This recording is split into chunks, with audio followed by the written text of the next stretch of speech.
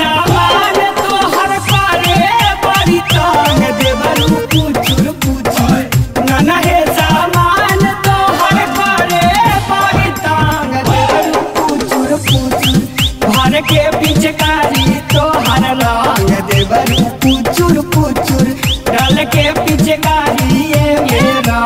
देवरू पुचुर पुचुर।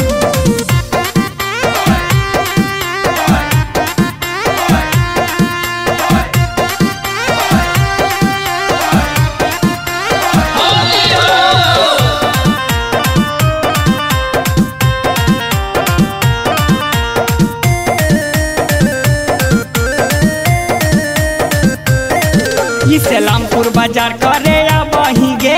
सिंह जी से ढोरी रंगवा वहीं गे छपरा बाजार करे या वहीं गे अहिर से ढोरी रंगा वहीं गे नहीं लगा हो तन को शरमवा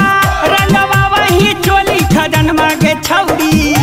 इहे गे छौरी रंग दे तो दोनों जवन मा छौड़ा हो बाबू अन मांगे छौरी इहे गे छौरी रंग दे तो दोनों जवन मा छौड़ा हो बाबू वन मांगे छौरी ऊपर से लगाई है लाल पियर रंगवा आरा वाला सभे बाबुआ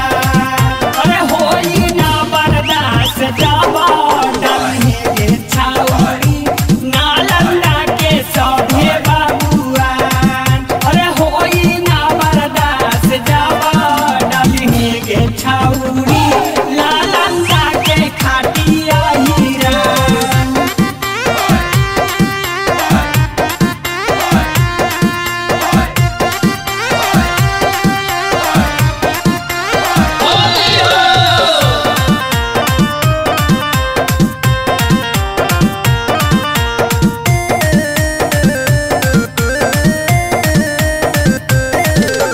गया में चौमीन खाएंगे सिंह जी से जोरन डाला वहीं गे आरा के चौका पर वहीं गे सिंह जी से गाल रंगवा वहीं गे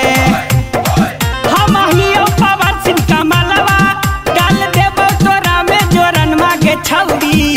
इहे गे छौरी रंग दे तो दोनों जो बनवा छौड़ा हो बाबू वन मांगे छौरी इहे गे छौरी रंग दे तो नीचे सामान मा छौड़ा हो वही रन मांगे छौरी।